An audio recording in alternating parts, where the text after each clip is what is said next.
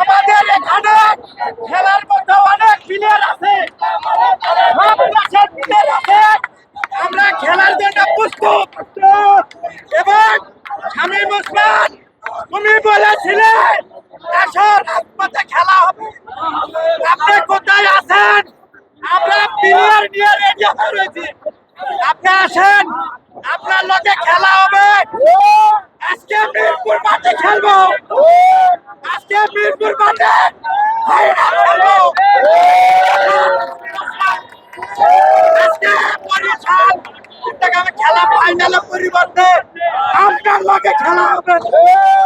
আসেন, আমরা সব কিছু রেডি হয়ে আছি। শামীম ওসমান আপনি আসেন, আপনার লগে কথা বলে দেশে মানুষ কেমন আহে, আপনি বাইরে বসে বক্তৃতা দিতেছেন, আসেন আমাদের মাঠে, আমাদের সাথে আসে বক্তব্য দেন, দেখা যাবে আপনার কত বড় সেনা।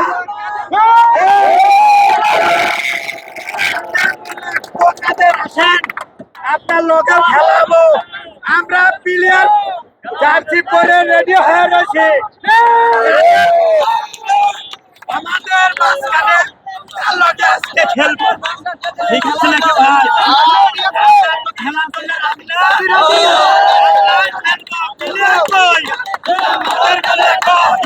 শেখ হাসিনা কই কই ক্ষমতা কই? আছেন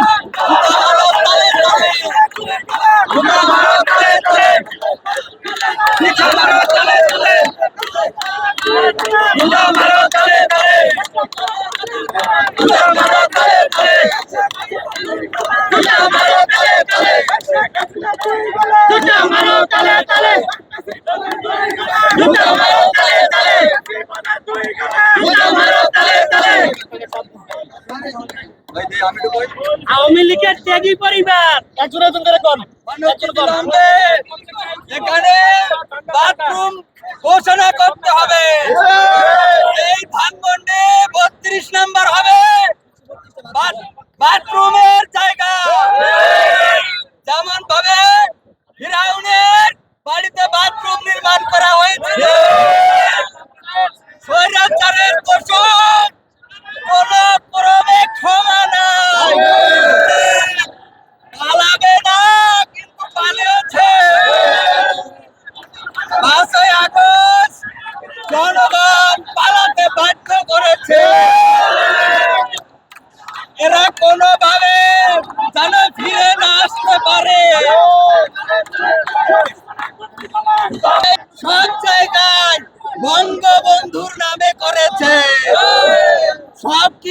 ভাবার জায়গা। 1971 সালে কি আর কেউ দেশের স্বাধীনতায় কাজ করে না?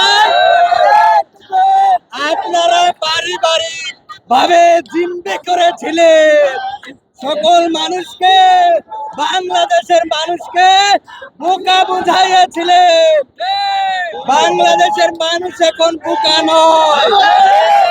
বাংলাদেশের মানুষ তাদের অধিকার ছিনিয়ে নিতেছে সক্ষম হয়েছে।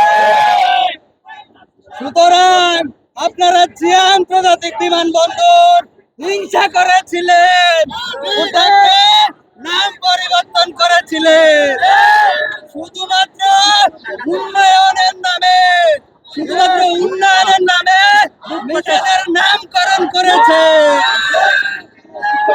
লুটপাটের রাজত্ব করেছেন। মানুষ এখন লুটপাটের রাজত্বে চায় না। বাংলাদেশের মানুষ 2024 সালে এখন আর 71 সাল নয়। আপনারা সব জায়গায় উন্নয়নের নামে টাকা পাচার করেছেন, পরিকল্পনা করেছেন। এখন আর সেই দিন নেই। বাংলাদেশের মানুষ তাদের নিজেদের অধিকার আদায় করবে। প্রতিটা স্বৈরাচার যদি আবার হয় এভাবে, এটা একটা দৃশ্যমান, এটা একটা ইতিহাসের সাক্ষী। স্বৈরাচারের কিভাবে পতন হয় সেটা আপনারা দেখেছেন। আগামী দিন এই আওয়ামী ফ্যাসিবাদের সকল আস্তানা বাংলাদেশের প্রত্যেকটা জায়গায় ইঞ্চি ইঞ্চি করে খুঁজে বের করে সব ভেঙে গুড়িয়ে দেওয়া হবে। মুক্তিযোদ্ধা মুক্তিযোদ্ধা খেলা শেষ, রাজাকার রাজাকার খেলা শেষ। আর মুক্তিযোদ্ধার নামে আপনারা এটা করবেন ওটা করবেন, ওই খেলা শেষ। রাজাকার রাজাকার বলে সবাইকে আপনি খেলা খুলেছিলেন, খেলা শেষ। এই খুনি হাসিনার আর দিন আসবে না। ছাত্ররা আগামী 20 বছর রাজনীতি থেকে সরবে না। এই দেশ ছাত্ররাই ঠিক করবে, ছাত্ররাই কি করবে দেখবেন আপনারা। আমরা আগামীর বাংলাদেশ, সোনার বাংলাদেশ দেখতে চাই। এই বাংলাদেশে আমি হুকুমত কায়েম হবে ইনশাআল্লাহ। আমরা চাই দল মত নির্বিশেষে নতুন একটা বাংলাদেশ চাই। নারায় তাকবীর, নারায় তাকবীর, নারায় তাকবীর। 52 আর 71, 24 স্বাধীনতা, স্বাধীন দেশে উড়বে তো স্বাধীন পতাকা। 52 আর 71, 24 স্বাধীনতা, স্বাধীন দেশে উড়বে তো স্বাধীন পতাকা। সবুজের বুকে লাল সেতু উড়বে চিরকাল। কোথায় আওয়ামী লীগ, কোথায় কাদের কাকা, কোথায় আওয়ামী লীগ, কোথায় কাদের কাকা, কোথায় গেল ওই জামাত গরম কথা। আসেন খেলা হবে, আসেন খেলাও, আমরা খেলতে চাই। আমরা ধানমন্ডিতে খেলবো, 5 আগস্টে খেলেছি, 5 ফেব্রুয়ারি খেলেছি, আজও খেলবো। আসেন, আসেন আওয়ামী লীগের শেখ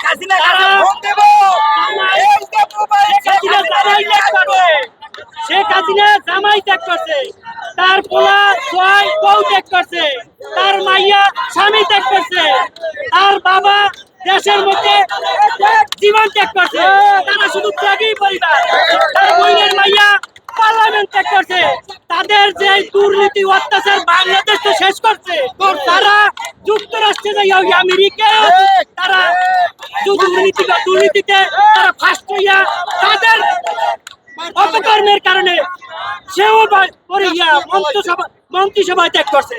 তারা শুধু ত্যাগী পরিবার। তাদের জন্য শুধু বাংলাদেশের মানুষ এত কষ্ট করিয়া এই বাংলাদেশ স্বাধীন করছে। এই বাংলাদেশ স্বাধীনতার জন্য আওয়ামী লীগের কোন একটা পরিবার, আওয়ামী লীগের যত অঙ্গ সংগঠন আছে কেউ জড়িত নাই বাংলাদেশের স্বাধীনতায়। যতবার বাংলাদেশ থেকে স্বৈরাচার পতন হয়েছে তার বিরোধিতায় প্রতিবারই আওয়ামী লীগ ছিল। আওয়ামী লীগ কোন জায়গায় বাংলাদেশের জন্য ভালো কিছুতে নাই। ওরা শুধু ছিল নিজের পকেট ভারী করার জন্য, বেগম পাড়ায় বাড়ি করার জন্য, বিদেশে বাড়ি করার জন্য, লুটপাটের রাজত্ব তৈরি করিয়া বড় বড় প্রকল্প তৈরি করছে। ওরা শুধুমাত্র বাংলাদেশটাকে লুইটা খাওয়ার জন্য ইন্ডিয়ার কাছে, মোদির কাছে বাংলাদেশ বিক্রি করছে। আর কিছুই ওরা পারে না। ওদের শুধুই স্বভাব ছিল দেশটাকে লুইটা বুইটা খাওয়ার জন্যই ওরা ছিল প্রস্তুত। আর কোনোদিন ছাত্র জনতা আর কোনোদিন তাদেরকে বরদাস্ত করবে না। নারায়ণ তাকবীর! নারায়ণ তাকবীর! ইসলামের পতাকা সারা বাংলায় উড়বে। জয় নারায়ণ তাকবীর! আল্লাহু আকবার! আজকে এই জায়গা থেকে বলতে চাই, আমরা আমাদের দেশকে অস্থিতিশীলতা করার চেষ্টা করতেছে ভারতে বসা, আমাদের দেশের সার্বভৌমত্ব নষ্ট করার চেষ্টা করতেছে, আমাদের জাতীয় নিরাপত্তা নিশ্চিত করতে বাধাগ্রস্ত করছে। আগামী দিন এখান থেকে বলে যেতে চাই, নাগরিকদের সামরিক প্রশিক্ষণ বাধ্যতামূলক চাই। এটার মাধ্যমে আমরা আমাদের দেশকে দেশের সার্বভৌমত্ব রক্ষা করতে সক্ষম হব। 14ই জুলাই আমরা রোকেও হল থেকে, সামনে থেকে, রাজু ভাস্কর্যের পাদদেশ থেকে আমরা বলেছিলাম, তুমি কে আমি কে, রাজাকার রাজাকার। কে বলেছে চেয়েছিলাম অধিকার, হয়ে গেলাম রাজাকার। কিন্তু আমরা তো চেয়েছিলাম, আমরা অধিকার চেয়েছিলাম, কিন্তু আমাদেরকে রাজাকার বানানো হয়েছিল। বিসমিল্লাহির রহমানির রহিম।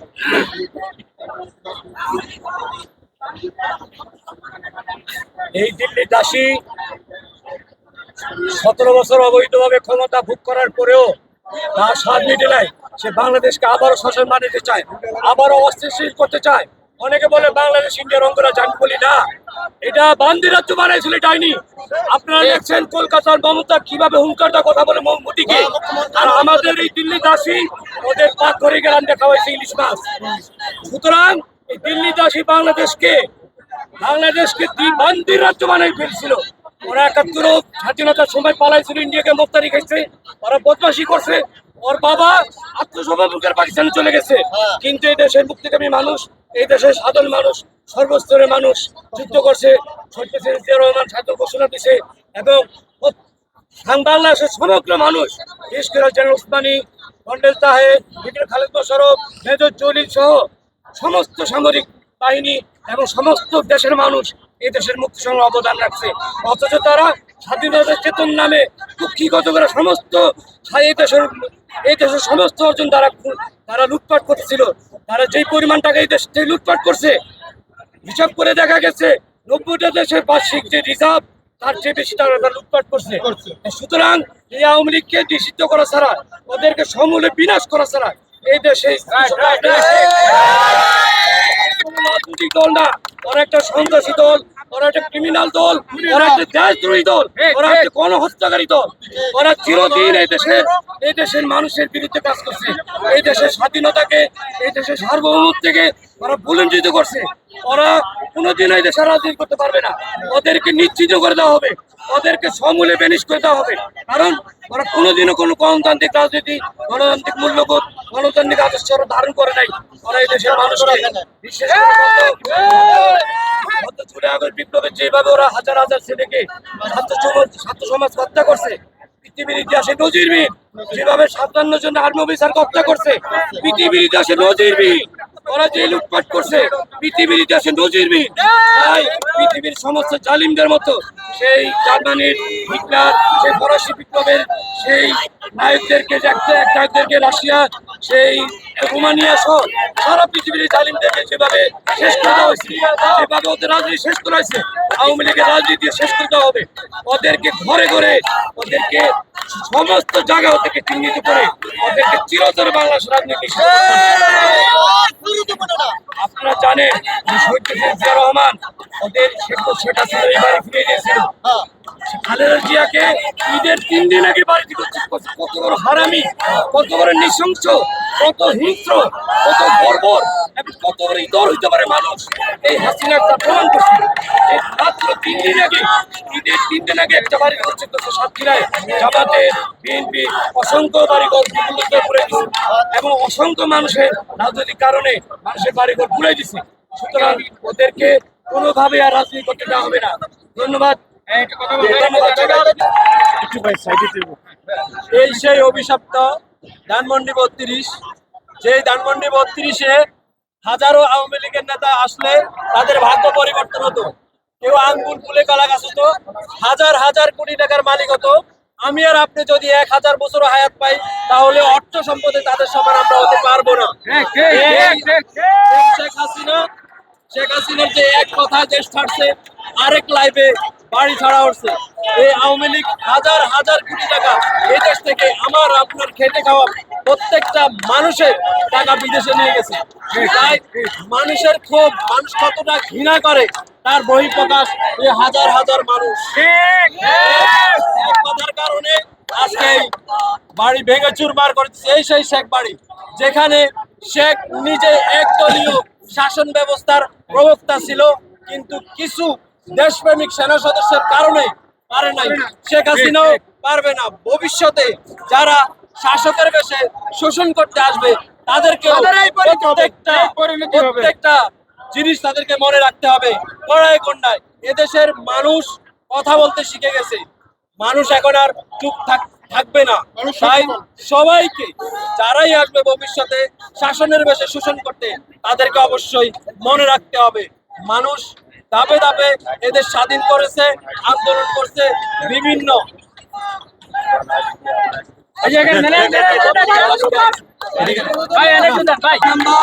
এটা ছিল আওয়ামী লীগের তীর্থস্থান।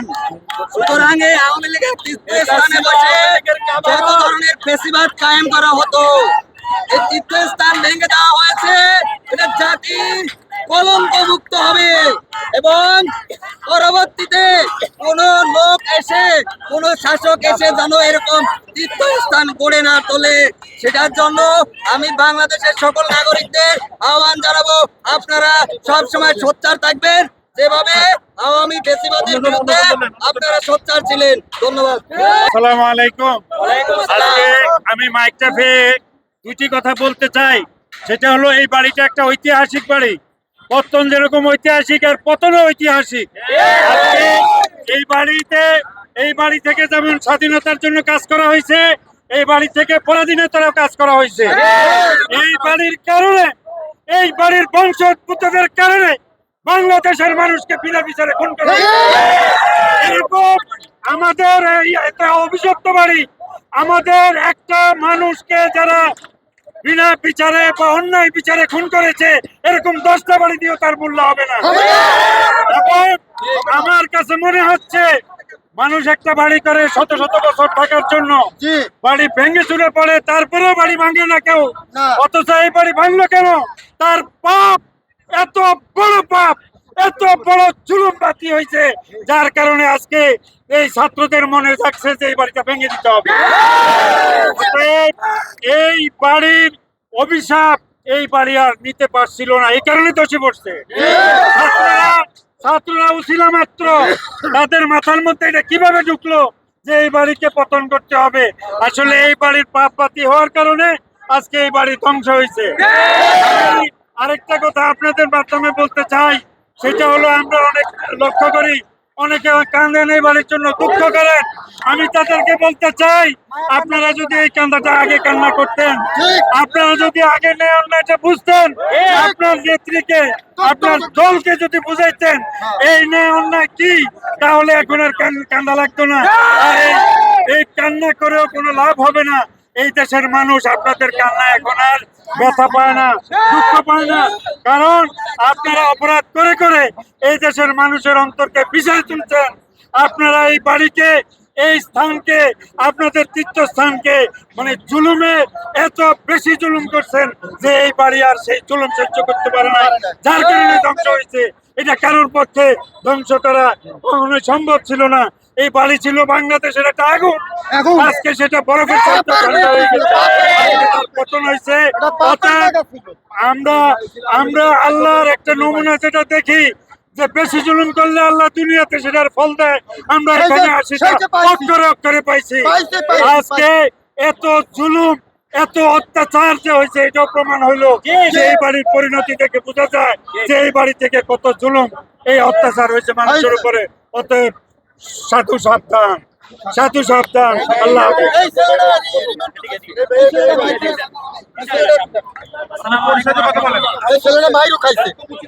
আজকে আমার বুক গর্বে ভরে যাচ্ছে। আন্দোলনের সময় আপনারা কে কিভাবে অ্যাক্টিভ ছিলেন আমি জানি না। আমি ইউনিভার্সিটি অফ এশিয়া প্যাসিফিকের টিউটোরিয়াল ডিপার্টমেন্টের ছাত্র। 17 তারিখে যেই দিন আমাদের ঢাকা ইউনিভার্সিটির ছাত্র ভাইদের উপরে আক্রমণ করা হচ্ছিল, আমরা ইউনিভার্সিটি অফ এশিয়া প্যাসিফিকের ছাত্র ভাইরা সকলেই নিউ মার্কেটের সামনে গিয়েছিলাম, গণতন্ত্র তরুণের ওখানে গিয়েছিলাম। ওই দিন আমাদের উপরে খুবই নৃশংস হামলা করা হয়েছিল। আমাদের ছাত্রদেরকে বেশ কয়েকবার পুলিশ ধাওয়া দিছিল। ওই রাতে যারা আমরা ছাত্ররা ছিটকায় গেছিলাম, আমাদের গ্রুপ থেকে আমি ছিটকায় গেছিলাম। 17 জুলাই রাতে আমাকে অ্যারেস্ট করা হলো। অ্যারেস্ট করার পরে পুলিশ আমার সাথে ওই দিন সারা রাত শারীরিক মানসিক নির্যাতন করলো। ওই দুঃখ লাগতেছে, ওই পুলিশরা, ফ্যাসিবাদী পুলিশরা এখনো নিউ মার্কেট থানায় আছে, কিভাবে থাকলো? এগুলোর জবাব আমরা চাই। সেই পুলিশ আমাকে সেদিন প্রশ্ন করলো, তোমরা কেন এই আন্দোলনে আসছো? আমরা বললাম এটা একটা যৌক্তিক দাবি নিয়ে আমরা আসছি। সে বলতেছে তোমাদের এই দাবি গালিগালাজ এবং শারীরিক মানসিক নির্যাতনের মাধ্যমে। সে আমাকে বলতেছে এই আন্দোলন কোনো যৌক্তিক আন্দোলন না।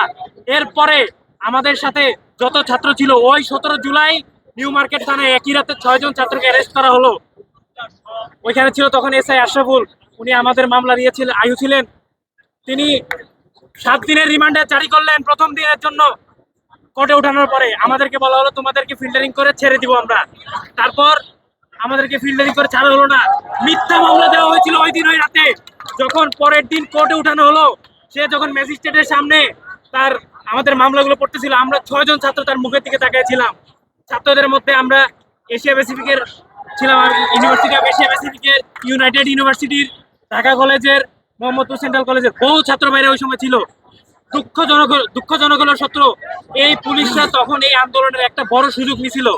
তারা প্রত্যেকেই আমাদের যে সমস্ত ছাত্রদের নামে মামলা করছিল, রিমান্ডে দিছিল, প্রত্যেকের গার্ডিয়ান অভিভাবক থেকে এই রিমান্ড বাবু পর্যন্ত তারা টাকা নিছিল। অথচ 6 মাস পার হয়ে গেল, এই পুলিশে এখনো তাদের পদে বসে আছে। আপনারা জানেন আমার ভাই এমআইএসটির ইয়ামিনকে যে পুলিশ অফিসাররা শাহবাগে মারলো, এই সাভারে মারলো, ট্যাঙ্কের উপর থেকে তাকে কিভাবে ফেলে দেওয়া হলো, যেই পুলিশে গুলি করে হত্যা করলো। দুঃখজনক হলো সত্য, ওই ফ্যাসিবাদীদের দালালরা এখনো তাদের পদে বসা আছে এবং এই আওয়ামী লীগের দোসররা এখনো সারা দেশের মধ্যে ঘুরঘুর করতেছে। জনগণরা যদি একটা কথা বলতে চাই, যাদেরকে বিগত 16 বছরে পাকিস্তানের দালাল বলা হয়েছিল, ওরা কিন্তু কেউ পাকিস্তান গিয়ে আশ্রয় নেয় নাই। অথচ যাকে ভারতের দালাল বলা হয়েছে সে কিন্তু ঠিকই ভারতে গিয়ে আশ্রয় নেয়। তারা প্রমাণ হয়ে গেছে সে ভারতের কট্টর দালাল। ভারতের নীতিকে আমার দেশে বাস্তবায়ন করতে চেয়েছিল। তাদের নীতি এখনো তারা বসে নাই। আমরা মিডিয়ার মাধ্যমে দেখতে পারতেছি কিভাবে তারা আমার দেশকে শোষণ করার জন্য সেই ভারত থেকে ষড়যন্ত্র করতে। ভারতকে বলে দিচ্ছে এই ভারত। আমরা 1971 সালে যুদ্ধ করেছিলাম, আমরা বিজয় অর্জন করেছি আলহামদুলিল্লাহ। 2024-এ আমরা আরে হাসিনা তো বলতো আমাকে পতন করার জন্য 100 বছরে আপনারা কল্পনা করতে পারবেন না। আল্লাহ তাআলার ফয়সালা, আল্লাহর ফয়সালার উপরে কোনো ফয়সালা নাই। প্রমাণ হয়ে গেছে ছোট ছোট আমাদের ছাত্র ভাইদের দ্বারা কিভাবে তার পতন হয়েছে, কোন বড় দলের মাধ্যমে পতন হয় নাই। যারা এখনো তাদের দোষণ করতেছেন তাদেরকে দেশের মধ্যে স্থানান্তর করার জন্য চেষ্টা করতেছেন। আসসালামু আলাইকুম, সবাই ভালো আছেন? এমন সুন্দর দিন মনে হয় যে আমার জন্মের পরে এই প্রথম আমি পেয়েছি।